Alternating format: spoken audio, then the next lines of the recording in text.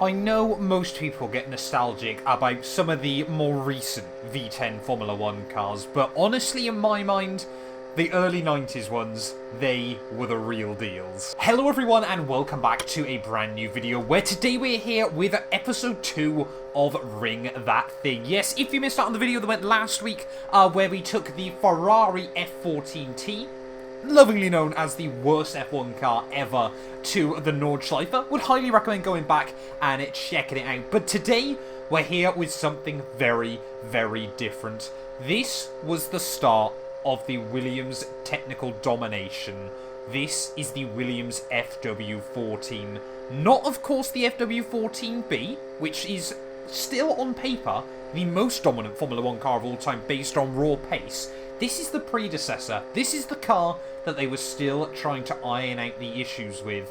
And this was one of the all-time greats, in my mind, that didn't win a world championship. And today, we're going to explain why that happened. We're going to give it a test drive. We're going to see just how scary this thing is as well. I've got the proper sequential shifter set up. We've got one of the proper, full circular, full fat steering wheels as well. It might be a little bit big for this car, but we'll ignore that just a little bit. This is the real deal. And I mean, immediately, we've got to get the elephant out of the room. Listen to this engine. Are you ready as we come out of pit lane? Oh, I of course did a little bit of a test drive just to make sure I had everything set up correctly. This thing sounds insane. I mean, Assetto Corsa is pretty damn good for its engine sounds anyway. But yeah, the older 90s V10 F1 cars, yes, I know a lot of people love these screaming Ferraris and McLarens of the early 2000s, but this car and the generation, of course, that came after it were really the groundwork for those V10s in the 2000s, of course. Back in the late 80s and early 90s, we had turbos, of course, being banned from Formula 1, but there was a bit of a technical age going on when it came to the engines. Of course, you still had the likes of Ferrari and co.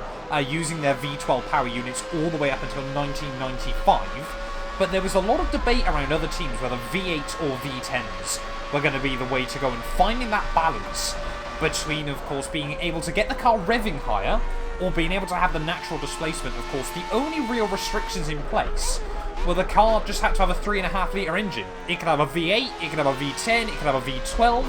There was even a W16. It wasn't very good, but there was a W16.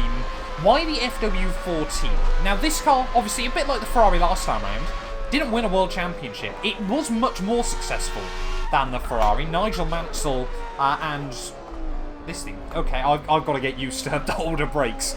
So yeah, this car, like I was trying to say there, piloted by Nigel Mansell and Riccardo Patrese in 1991, like I said, was the groundwork for the all-conquering FW14B.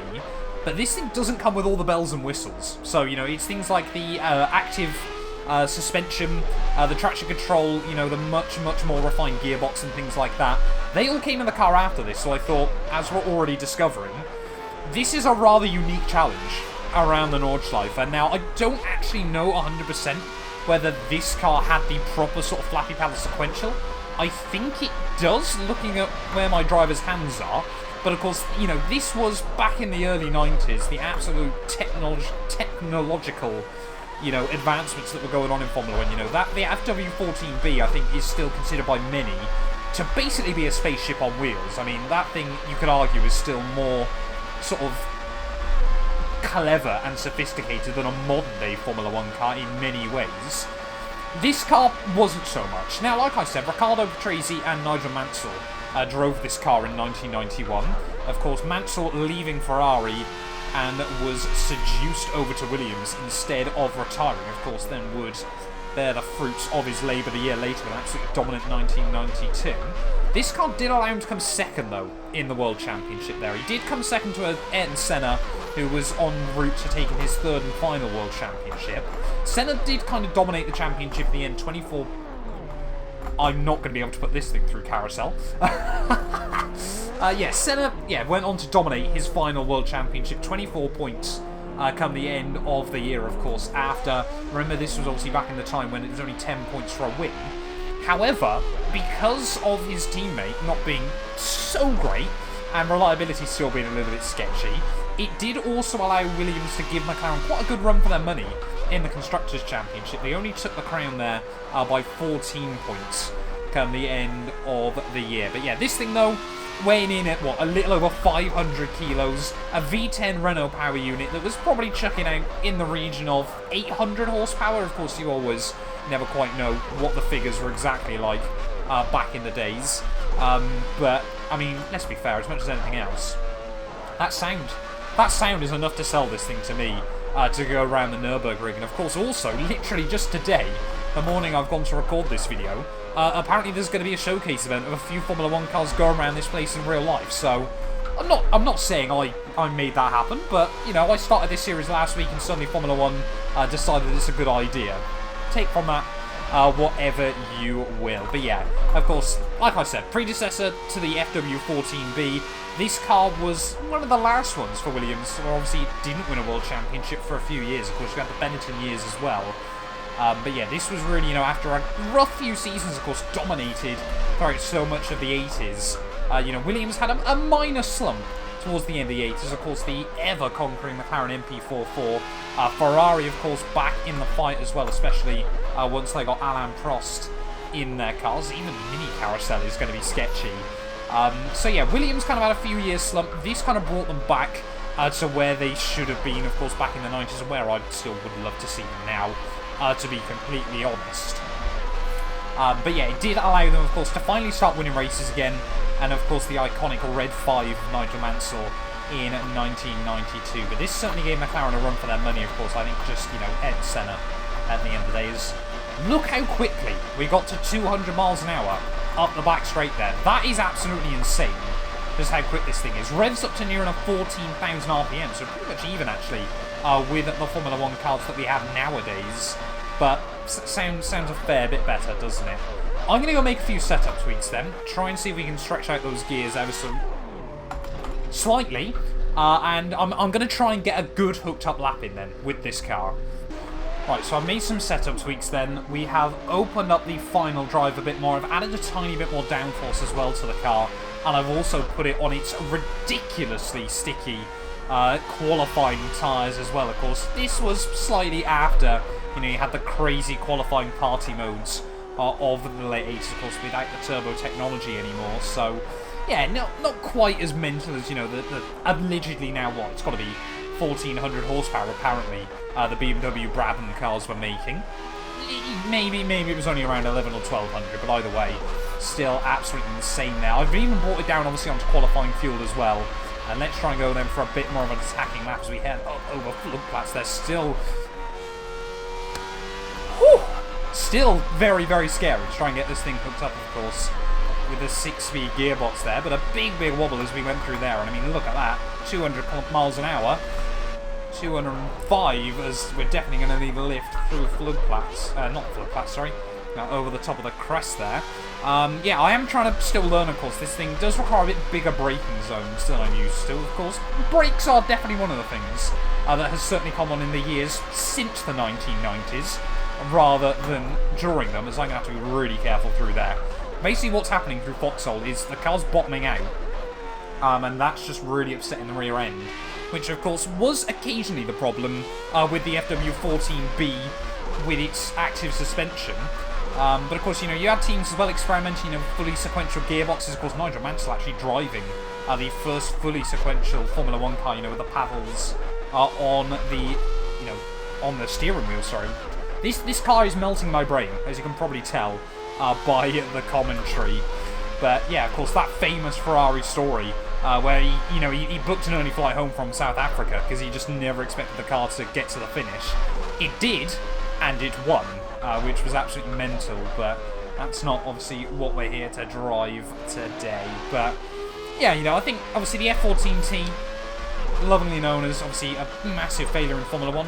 This FW14 definitely not, but I think, you know, just known as a bit more of a precursor to some major and well-known Formula 1 history. And these are the cars I do want to drive as well.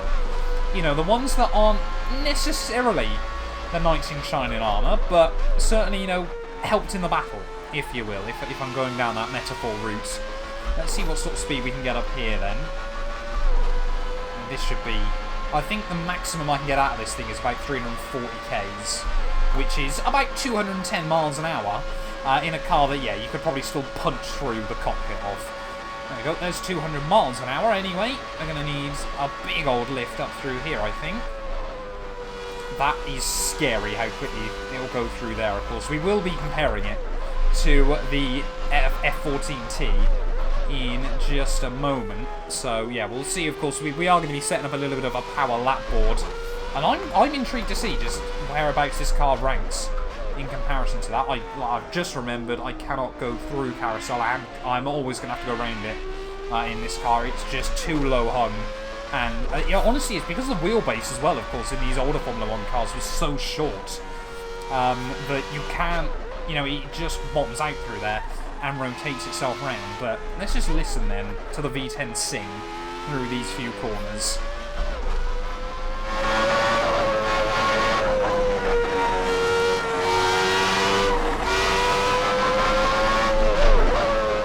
I mean, you just don't get sounds like that in Formula 1 anymore, do you? I mean, this is why I so want to believe in synthetic fuels, because it can bring back V10s and things like that. And yeah, I get that the technology, you know, might not be what people want anymore, but if we can get synthetic fuels to a good place, why can't we get ridiculous screaming V10s again and things like that? That's what I want.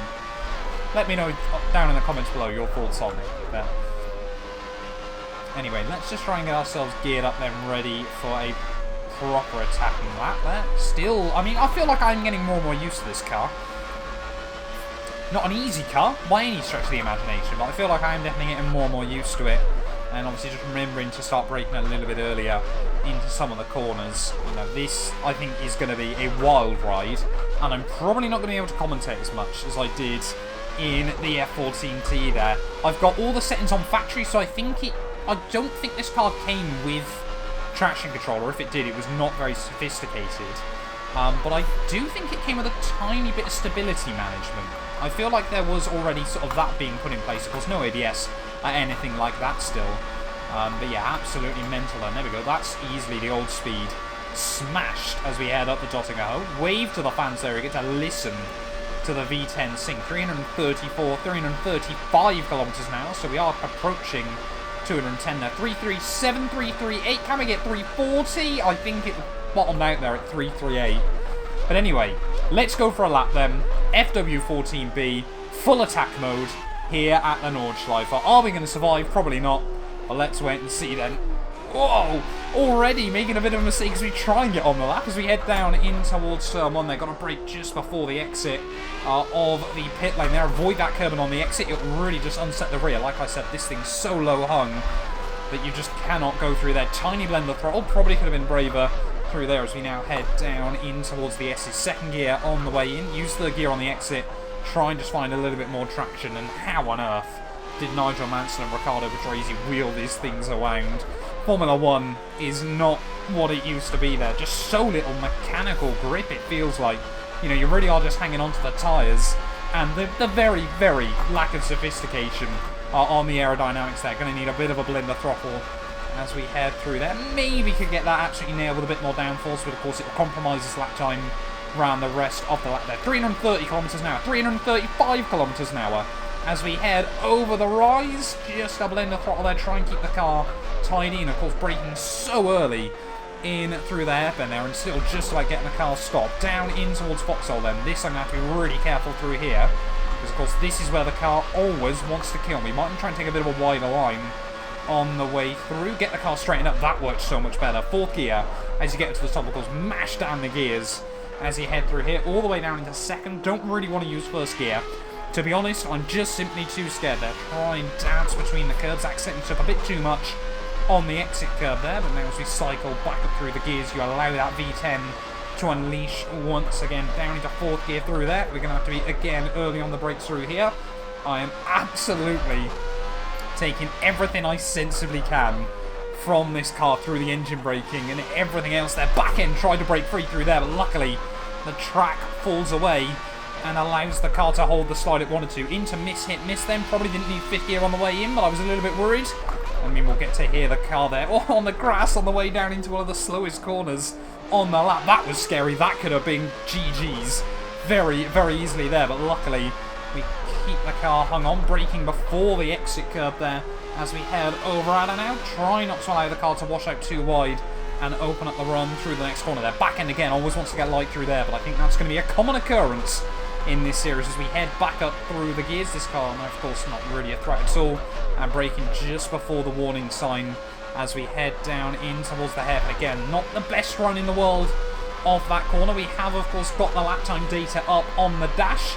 I've got no idea where we're going to be in comparison to the F14T, but wouldn't it be absolutely mental if this car went round quicker here? I don't think it will. I don't think we've got the downforce and the grip, but definitely down the straight, so we have got more than enough to try and fight that thing. This corner, I'm too scared to take it flat, and you know what? I don't think that was a bad choice. I think we would have just about understeered through there if we tried to take it flat. Straight line as you try to avoid the curb on the left-hand side in towards the corner before Carousel. Again, let the car open up on the exit there, and now braking very, very early here, but it's actually more difficult outside of Carousel there to try and keep the car nailed. You can see the driver's hand coming off the steering wheel on the left-hand side there, just because that corner was just a bit too tight. Accidentally short-shifting up a little bit more than I probably should have. Completely flat through there, but then down into fourth gear. Got in the third gear with how wide I went through the first part there, and now we just got to thread our way through the S's towards the end of the lap. Such a beautiful section of this circuit there, being very, very brave with some of the curbs. That one, of course, you can normally take without too much of an issue, but this one, you definitely can. Try and use the exit curb, though, as you plunge down the hill. This part of the circuit's so steep, more steep than it ever looks like in a sim. Through YouTube corner, I'm sure this will get a few clicks on YouTube if this was a real run. Williams, if you want to lend me out a car, there's absolutely no way I'll do this in real life. At least not in the attacking fashion that I've been driving today, but only a few more corners to go now as we head over the bump, having to definitely brake before that. Do not want to unsettle the rear end, or of course let the front wash out through there. Get the car as close to the curb and on the exit. Avoid that curb though on the left-hand side. Really trying to thread the needle. These ones are like curbs you get on a normal road. They will absolutely chuck the car up into the air if you give them a chance. This, of course, was the one corner I made the mistake in the F14T. Very, very sort of cautious through there that time around. We can take mini carousel.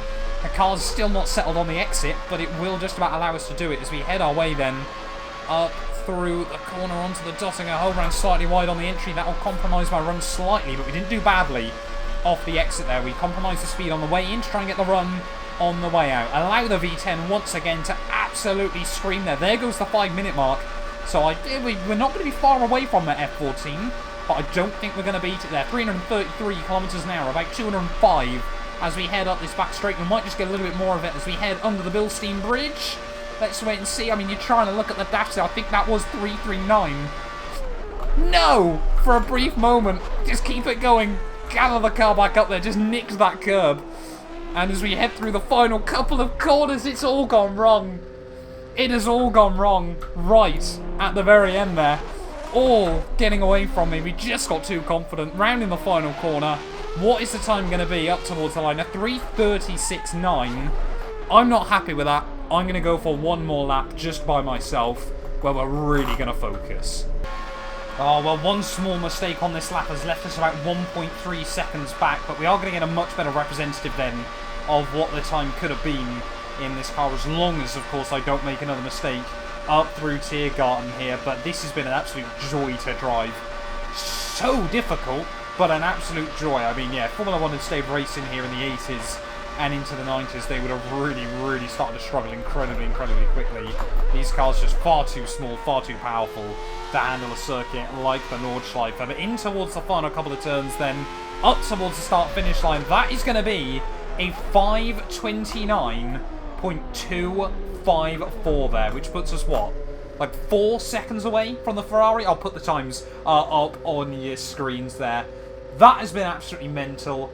Thank you all so much for watching this video. If you have enjoyed, please make sure you leave a like, get yourself subscribed. Check out my sim racing channel as well. There'll be a link to that down below. I'm also going to be streaming live later on this evening over on my Twitch, so again, there'll be a link to that as well. And yeah, we'll be back very soon with another episode of Ring That Thing. None of these videos would be possible without the help of our channel members, so a massive thank you to all of the names you see on your screens currently for helping support the channel. You can join them by clicking the join button down below, and yeah, thank you once again to everyone that continues all the insane support on my work.